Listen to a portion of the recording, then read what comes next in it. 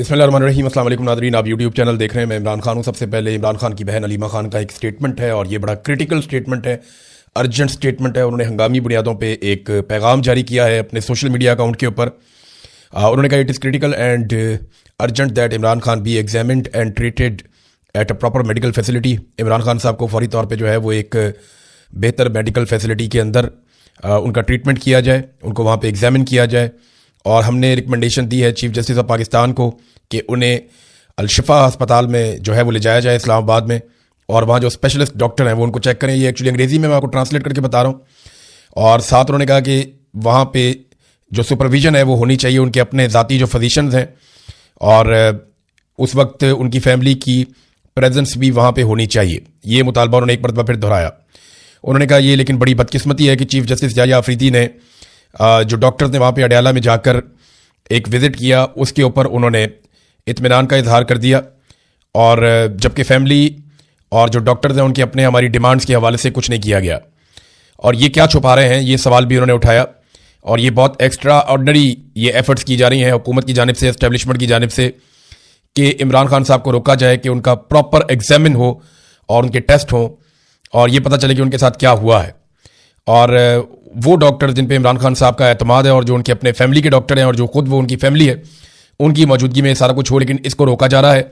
इससे बहुत सारे सवालात जन्म ले रहे हैं। फिर उन्होंने ये बताया कि गवर्नमेंट और उनके मिनिस्टर्स ने क्या किया और किस तरीके से इंसिस्ट किया गया फैमिली को। लेकिन इमरान खान साहब के इलाज के हवाले से उन्होंने कहा जी कि कोई प्रॉपर केयर नहीं की जा रही, और इमरान खान साहब की सेफ्टी के हवाले से हमें कंसर्न्स हैं। और काफ़ी डिटेल के अंदर उन्होंने ये लिखा। फिर जो पिम्स के डॉक्टर्स गए, जो अल-शिफा के डॉक्टर्स गए, उसके बारे में लिखा। फिर ये भी बताया कि वज़रा जो है वो गुमराह कन प्रोपेगेंडा कर रहे हैं कि फैमिली ने इमरान खान साहब के इलाज को रुकवाया या ताख़ीर की। ऐसा कुछ नहीं है, बल्कि हमारे साथ धोखा किया गया। और एक रिपोर्ट और जमा करवा दी गई। लेकिन मंगल वाले दिन 17 फरवरी को इमरान खान ने एक मैसेज दिया जिसमें बुशरा बीबी और उनकी जो बेटी है वो मिलकर बाहर आई और उन्होंने आकर बताया कि इमरान खान साहब मुतमईन नहीं है जो डॉक्टरों ने अस्पताल में विजिट किया उससे। और इमरान खान साहब ने फिर से डिमांड भी की है कि डॉक्टर आसिम और डॉक्टर फैसल को उनकी मौजूदगी में मेरा इलाज करवाया जाए, उनसे मेरा चेकअप करवाया जाए। उन्होंने कहा हम रिजेक्ट करते हैं any medical report drawn up as a result of examination conducted in the absence of Imran Khan personal physicians and family members. हम ऐसी हर मेडिकल रिपोर्ट को मुकम्मल तौर पर मुस्तरद करते हैं जो इमरान खान साहब की फैमिली और ज़ाती मुआलिजीन की मौजूदगी के बगैर बनाई गई है। और साथ उन्होंने आखिर में एक मरतबा फिर कैपिटल वर्ड्स के अंदर लिखा, और urgency is of the utmost importance, कि ये बहुत ही अहम और इम्पॉर्टेंट मामला है और इसको फौरी तौर पे टैकल किया जाना चाहिए। अब ये उन्होंने किसको कहा? देखें, फील्ड मार्शल तो इनकी बात सुन नहीं रहे, ना कोई और दुनिया में इनकी बात सुन रहा है। एक्चुअली अलीमा खानम ने ये पैगाम पूरी दुनिया की इंसानी हकूक़ की तंजीमों के लिए, दुनिया भर के मीडिया इदारों के लिए और दुनिया भर के उन लोगों के लिए जो इमरान खान साहब को सपोर्ट करते हैं उनके लिए जारी किया है, और पूरी दुनिया को बताया है कि सिचुएशन क्या है। और पूरी सिचुएशन को चंद पैराग्राफ के अंदर लिखकर उन्होंने रिपोर्ट कर दिया है। इमरान खान साहब को अब अस्पताल के अंदर ले जाया जाएगा और उनको लाना पड़ेगा, क्योंकि जेल के अंदर जो ये इंजेक्शन लगने का अमल है ये बहुत मुश्किल है। ऐसा मुमकिन नहीं है कि जेल के अंदर ये बड़े आराम से हो जाए। ये इमरान खान साहब को अस्पताल ही लाना पड़ेगा, और ये किस अस्पताल में लेकर जाएंगे इसके बारे में हम कुछ कह नहीं सकते। फैमिली जो है वो अल-शिफा इंटरनेशनल हॉस्पिटल इस्लामाबाद के बारे में बज़िद है, वो कहते हैं वहीं पे लेकर आए, क्योंकि वहाँ पे सबसे ज़्यादा फैसिलिटीज़ हैं। यानी अडयाला जेल के करीब जिस अस्पताल में सबसे ज़्यादा सहूलतें हैं, जो सबसे शानदार हॉस्पिटल है इस किस्म के मामलात में, वो अल-शिफा इंटरनेशनल हॉस्पिटल है। लेकिन हुकूमत और एस्टेब्लिशमेंट कुछ और करना चाहती है, और वो नहीं चाहेंगे कि इमरान खान साहब मंजर-ए-आम पे आए या उनका कोई स्टेटमेंट सामने आए। तो ये एक अजीबोगरीब सिचुएशन है। दूसरी तरफ पाकिस्तान तहरीक इंसाफ ने जो ऐलान किया कि इमरान खान रिहाई अमन फोर्स वो बनाएंगे, उसके हवाले से बिल्कुल खामोशी हो गई है। पाकिस्तान तहरीक इंसाफ के अंदर से ही मुखालफत पैदा हुई, और ये जो एक उम्मीद पैदा हो रही थी कि तहरीक इंसाफ एक नौजवानों की बड़ी फोर्स बनाएगी जो इमरान खान साहब की आज़ादी के लिए कोई रोला शोला डालेंगे, लेकिन या कोई हिकमत अमली बनाएंगे। अभी फ़िलहाल उसके ऊपर खामोशी है। देखना यह है कि डिस्कशन के बाद ये काम किया जा सकता है या नहीं किया जा सकता, क्योंकि इमरान खान साहब को रिहा करवाने के लिए फैसला तो सड़कों पे होगा, इमरान खान साहब कहते हैं, या फिर इमरान खान साहब को और उनकी फैमिली को डील करनी पड़ेगी, जिसके लिए इमरान खान साहब तैयार नहीं है। और जो शराइत इमरान खान साहब रखते हैं वो बड़ी सख्त है। अब देखें, ये एस्टेब्लिशमेंट ने सोचना है, इमरान खान की शराइत जितनी भी सख्त हो, पाकिस्तान को उनसे नुकसान नहीं पहुंचेगा। वो मांगते क्या है? वो कहते हैं अब फ्री एंड फेयर इलेक्शन आप करवा दें और आप हर मामले की इंक्वायरी करवाएं, या आप जुडिशियल कमीशन बना दें, चाहे 9 मई है चाहे 26 नवंबर है, जो वाकयात भी हुए उनकी आप तहकीकात प्रॉपर तरीके से करवा दें, इंसाफ और कानून के मुताबिक अदालतों पे दबाव डालना छोड़ दें, बेगुनाह लोगों की कैद खत्म कर दें। और ये जो आपने मुदाखलत की हुई है सियासत के अंदर, हर चीज के अंदर, ये मुदाखलत खत्म कर दें, वो एस्टेब्लिशमेंट को कहते हैं। ये चीजें पाकिस्तान को डिलीवर करेंगी। लेकिन मुझे नहीं लगता कि इनका ऐसा कोई इरादा है एस्टेब्लिशमेंट का। जिस तरीके से पाकिस्तान में लग्जरी तैयारे आ रहे हैं, इन तैयारों के बारे में मैं चंद चीजें आपको बता दूं। एक तो ये बहुत तेज तैयारे हैं, ये बड़े लंबे ट्रैवल कर सकते हैं, यानी ये तैयारे तो छोटे हैं लेकिन ये बड़ा लंबा सफर कर सकते हैं। बाद तैयारे ऐसे होते हैं उनको बार बार फ्यूलिंग की जरूरत पड़ती है, ये उन मामलों से आगे के तैयारे हैं। इनकी रफ्तार भी अच्छी है, ये लग्जरी भी बहुत है, इनका सफर भी बहुत महफूज है। तो ये वो तैयारे हैं जो नॉर्मली लेकर भागने के काम आते हैं। अब जिस तरह एक तैयारा मनसूब किया जा रहा है कभी मोहसिन नकवी से, कभी आर्मी चीफ से, कुछ और लोगों के पास भी पाकिस्तान में तैयारे हैं। वजीर आज़म जो है वो भी तैयारा रखते हैं, दीगर लोग भी तैयारा रखते हैं, सिंध वाले जो हैं उनके पास भी तैयारे हैं, जरदारी साहब जो हैं वो भी तैयारा इस्तेमाल कर सकते हैं। इसी तरह पंजाब में मरियम नवाज ने भी तैयारा हासिल कर लिया है। फैमिली के 10, 12, 15, 17 लोगों को लेकर निकलना उनके लिए भी कोई मसला नहीं होगा। ऐसा लगता है कि भागने की तैयारियां हैं जिस तरह तैयारे ये इकट्ठे कर रहे हैं। बहरहाल इन तैयारों के पैसे किसने दिए, कहां से आया इतना पैसा? क्योंकि पाकिस्तानी तो गरीब है, पाकिस्तानियों के पास तो पैसा नहीं है, यहां रोटी खाने का पैसा नहीं है, आधे पाकिस्तानी गुर्बत की लकीर से नीचे है। तो इन पाकिस्तानियों के पास तो इतने पैसे नहीं है कि ये तैयारे लेकर आए। तो इन्होंने पैसे कहां से दिए? इन तैयारों के कर्जे ले लेकर दिए। हालात ये हैं कि पंजाब जहां पे मरियम नवाज की हुकूमत है, यहां पे इस वक्त कर्जे पहुंच चुके हैं 1700 अरब रुपए से जायद। ये उस्मान बुज़दार के दौर में 900 अरब के आसपास थे, कहीं पे इससे ज्यादा थे, 900 अरब से ज्यादा थे। ये बैरूनी कर्जों की मैं बात कर रहा हूं। और अब जो है वो बैरूनी कर्जे पहुंच चुके हैं लगभग 1700 अरब तक, यानी 1705 अरब तक पहुंच गए। 1705 अरब तक ये पहुंच गए। इसमें एशियाई तरक्याती बैंक के 20% हैं, चाइना से भी कोई 18-20% हैं, और 58% कर्जा जो है वो वर्ल्ड बैंक से लिया गया है। तो मरियम नवाज ने टका के कर्जे लिए हैं और पंजाब को कर्जों में डबो दिया उन्होंने। 2036 तक पाकिस्तानी ये कर्जे ही उतारते रहेंगे। कोई भी हुकूमत आएगी अगले 10 साल उन्होंने कर्जे ही उतारने हैं, और अपने लिए जहाज भी ले लिया। इन कर्जों से इन्होंने सैलाब मुतासरीन के घर नहीं बनाए, इन कर्जों से इन्होंने गटरों के ढक्कन नहीं लगाए, इन कर्जों से इन्होंने गरीब आदमी को एजुकेशन नहीं दी, हेल्थ नहीं दी, बल्कि वो जो हेल्थ कार्ड था वो भी उनसे वापस ले लिया। इन कर्जों से इन्होंने किसान को कुछ नहीं दिया, इन कर्जों से इन्होंने मजदूर को कुछ नहीं दिया, इन कर्जों से इन्होंने बिजली के ऊपर जितनी सब्सिडी थी वो वापस ले ली, बजाय इसके कि 200-300 यूनिट बिजली मुफ्त करते। तो इन कर्जों से और तो कुछ किया नहीं, अपनी अयाशियां की हैं, पूरी दुनिया की मौजें ये कर रहे हैं। और अब एक तैयारा भी इन्होंने ले लिया। भागने के लिए तैयारे काम आएंगे और कोई काम नहीं है। एक तैयारे का कहा जा रहा है वो 11 अरब का है, तो दूसरा बताया जा रहा है जी वो उससे भी महंगा है और बड़ा जदीद तैयारा है। तो इसराइली तैयारे, हमें पाकिस्तानियों को कहते हैं कि इसराइली मसनूआत का बाइकआउट कर दो, उनकी बोतल नहीं पीनी, 10 रुपए वाली ये चीज़ नहीं लेनी, वो चिप्स नहीं लेना, ये नहीं लेना, वो नहीं लेना, ये इसराइल का है। खुद जनाब इसराइली तैयारे कमाल नहीं हो गया? खुद इसराइल के साथ बैठ के मीटिंगें जबरदस्त नहीं हो गया? उनके साथ खड़े होकर फोटो, और बाकायदा ऐलान किया जाता है कि हमें कोई एतराज नहीं है कि नेतन्याहू या इसराइली इसके अंदर शामिल हो मीटिंग में। नेतन्याहू का एक स्टेटमेंट भी है, ये स्टेटमेंट आप देखें। नेतन्याहू ने कुछ पोस्ट किए हैं प्राइम मिनिस्टर ऑफ इसराइल के अकाउंट से, और लुबे-लुबाब उनका यह है कि ये नेतन्याहू का साफ साफ ऐलान है कि एक ऐसा इत्तेहाद बन रहा है जिसमें अफ्रीका भी ममालिक भी होंगे, एशिया के ममालिक होंगे जिनका कुछ का वो नाम नहीं ले सकते। तो लाजमी बात है पाकिस्तान भी है उनमें, इंडिया का उन्होंने कहा जी इंडिया भी होगा, अरब ममालिक का उन्होंने कहा जी अरब ममालिक भी होंगे। फिर जनाब मुश्तरका कोई मफादात हैं जो होंगे, और बहुत सारे उन्होंने प्लान बताए नेतन्याहू ने। फिर नेतन्याहू ने कहा जी हम अभी नाम नहीं बता रहे, वक्त आने पे बताएंगे।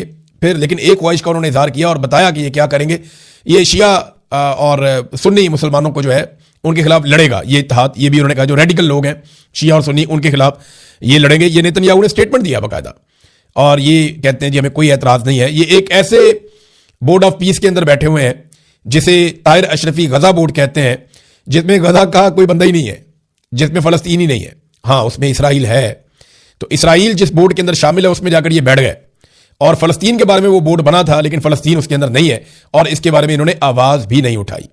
सऊदी अरब जो है वो वक्तन फवक्तन आवाज उठाता है। अभी ग्रेटर इसराइल के हवाले से जो एक स्टेटमेंट इसराइल के अंदर जो अमरीकी सफीर है उन्होंने जो स्टेटमेंट दिया उसके ऊपर सऊदी अरब ने अच्छा तगड़ा जवाब दिया, और लेकिन बाकी लोग जवाब नहीं देते। सऊदी अरब कहीं ना कहीं कुछ ना कुछ थोड़ा बहुत वो करता रहता है। अब नाज़रीन, असद कैसर साहब ने भी एक स्टेटमेंट देकर बताया कि पाकिस्तान पर जो बैरूनी कर्जों का हुजम है वो गुज़िश्ता 3 सालों में, ये जो शहबाज शरीफ साहब को लाकर इंस्टॉल किया गया था, पहले पीडीएम की सरकार बनाई गई और उसके बाद पीडीएम 2 की सरकार बनाई गई, तो ये जो लाकर इंस्टॉल किया गया, एक दफा जनरल बाजवा ने इंस्टॉल किया और दूसरी तरफ आसिम मुनीर ने इंस्टॉल किया, तो ये 3 वर्षों के दौरान तकरीबन 84% पाकिस्तान के बैरूनी कर्जों के हुजम में इजाफा हो गया।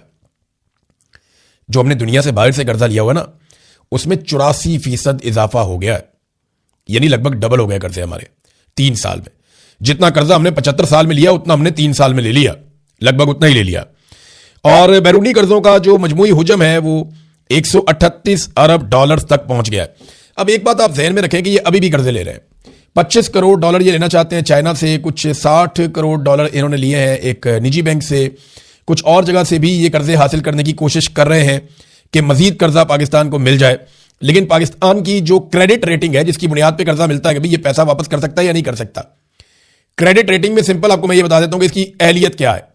आप जब किसी को कर्जा देते हैं तो आप ये सोचकर देते हैं कि इसकी काबिलियत है वापस करने की या नहीं, ये वो क्रेडिट रेटिंग है। तो पाकिस्तान की मनफी में है, बी नेगेटिव, तो हमें कौन कर्जा देगा? तो अब हम गारंटर ढूंढते हैं कि जनाब आप हमारी गारंटी, आप जाते हैं ना मोटरसाइकिल किस्तों पे लेने के लिए, बाद औकात लोग ये पाकिस्तान के अंदर मोटरसाइकिल या गाड़ी को किस्तों पे आपने ले ली, तो वो कहते हैं जी आपका गारंटर कौन है? तो वो कोई ना कोई गारंटर बीच में डालते हैं कि जनाब अगर आप नहीं दे पाएंगे तो फिर हम इनसे बात करेंगे, फिर ये आपसे निकलवा कर देंगे। तो अब पाकिस्तान जो है वो गारंटर ढूंढता है, कभी एशियन डेवलपमेंट बैंक को, कभी एक और बैंक है एशियन इंफ्रास्ट्रक्चर डेवलपमेंट बैंक कोई और है, वो उसको साथ इन्होंने मिलाया। तो कोशिश इनकी ये है कि इनको कर्जे मजीद मिल जाए। अब अगर ये मजीद कर्जे लेंगे तो ये सारे रिकॉर्ड तोड़ देंगे, बार बार IMF के पास जाते हैं, इससे पाकिस्तान का भला नहीं होता। और पाकिस्तान पे कर्जे चढ़ा चढ़ा के इन्होंने पाकिस्तान का ये हाल कर दिया। नाज़रीन, एक खबर मैं आपको और देता हूं, ये एक बयान हल्फी है, ये जरा आप देखिए, ये मैंने यहां पे रखा हुआ है। ये मुझे बयान हल्फी एक मेरे हाथ आया। अली अमीन गंडापुर को आपको याद होगा गिरफ्तार किया गया था 9 मई से पहले। जब अली अमीन गंडापुर के बाल काट दिए गए थे उस वक्त हमने बड़ी आवाज उठाई थी अली अमीन गंडापुर के लिए। उससे कुछ अरसा पहले एक एक्टिविटी हुई थी जो पाकिस्तान की इंटेलिजेंस एजेंसीज ने की थी। हुआ यह था कि अली अमीन गंडापुर को आजाद कश्मीर के हवाले से बनाया गया था, मिनिस्टर इमरान खान साहब ने उन्हें बनाया हुआ था।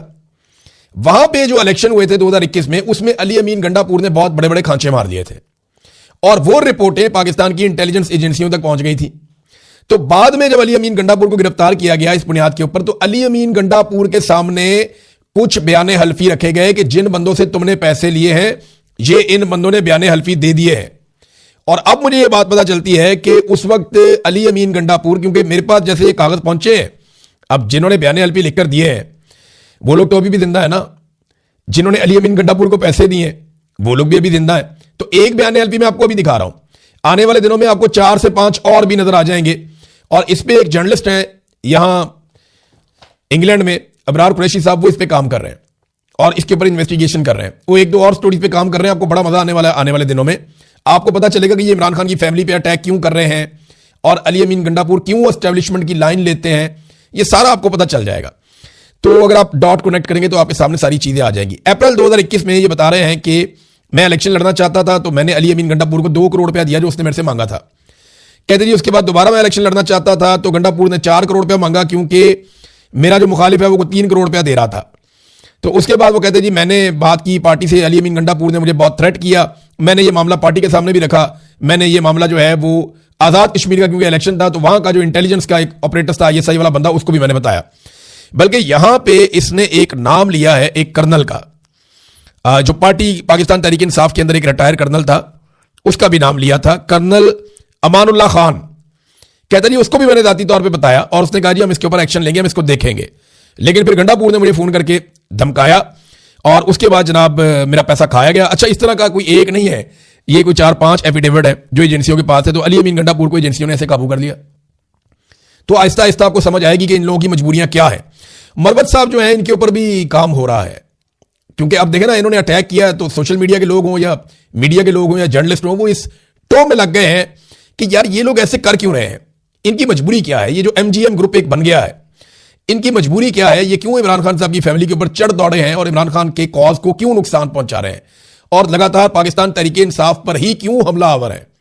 तो इसको अब जब डिग आउट करना शुरू किया तो पहले नंबर पे तो ये आ गया नाजरीन एक बयान हल्फी, जिसमें बंदा बता रहा है कि अली अमीन गंडापुर को 2 करोड़ मैंने दे दिया था, 4 करोड़ ये और मांग रहा था। उसके बाद इसने मुझे धमकियां भी लगाई हैं और फिर इसने ये आप पारा के पास से, इस्लामाबाद में इसका कोई घर होगा वहां प्रॉपर्टी, वहां पे इसने ये लेके ये एफिडेविट और ये इसने जमा करवा दिया था। अभी और भी आएंगे।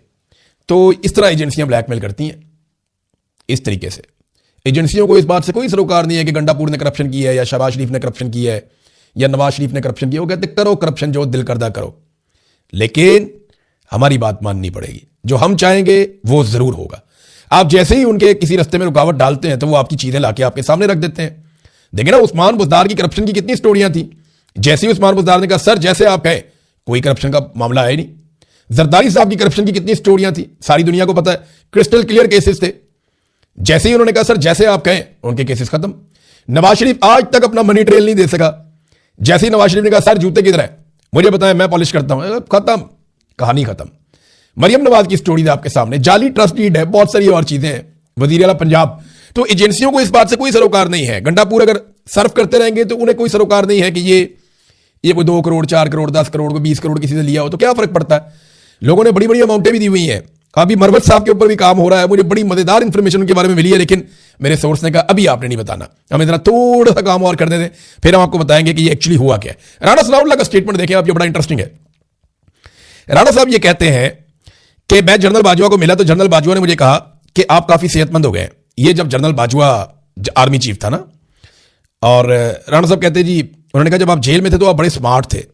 फिर उन्होंने जनरल फैज हमीद की तरफ देखा, जनरल बाजवा ने, और कहा कि इन्हें दोबारा स्मार्ट करो।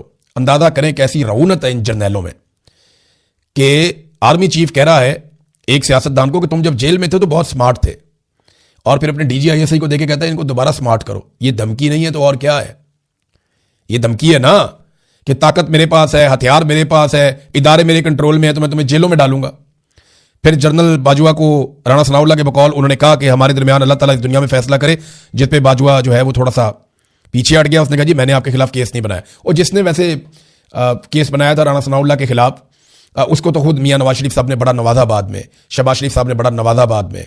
जनरल बाजवा को तो इन्होंने खुद ही एक्सटेंशन दी थी, और जनरल बाजवा के साथ मिलकर इन्होंने बाद में रजीम चेंज भी किया। तो इन्होंने कुछ नहीं सीखा किसी चीज से भी। राणा सनाउल्लाह साहब के साथ जो जुल्म हुआ था उससे 10 गुना ज्यादा जुल्म राणा सनाउल्लाह ने अपने सियासी मुखालिफिन के साथ कर दिया, और राणा सनाउल्लाह ने उन्हीं के साथ मिलकर यह जुल्म किया जिन्होंने यह जुल्म राणा सनाउल्लाह पे किया था। राणा सनाउल्लाह को पॉलिटिकल लोगों ने थोड़ी मारा था। मैं तो राणा सनाउल्लाह के हक में बोल रहा था, शोर मचा रहा था, बार बार कह रहा था, और मुझे एक पॉलिटिकल आदमी ने नहीं कहा कि तुम ये क्यों कर रहे हो। मुझे जब कहा मिलिट्री एस्टेब्लिशमेंट ने, उस वक्त भी दबाव डाला कि ये ना करो।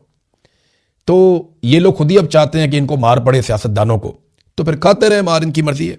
अब तक के लिए इतनी, अपना ख्याल रखिएगा, अपने चैनल का भी। अल्लाह हाफ़िज़।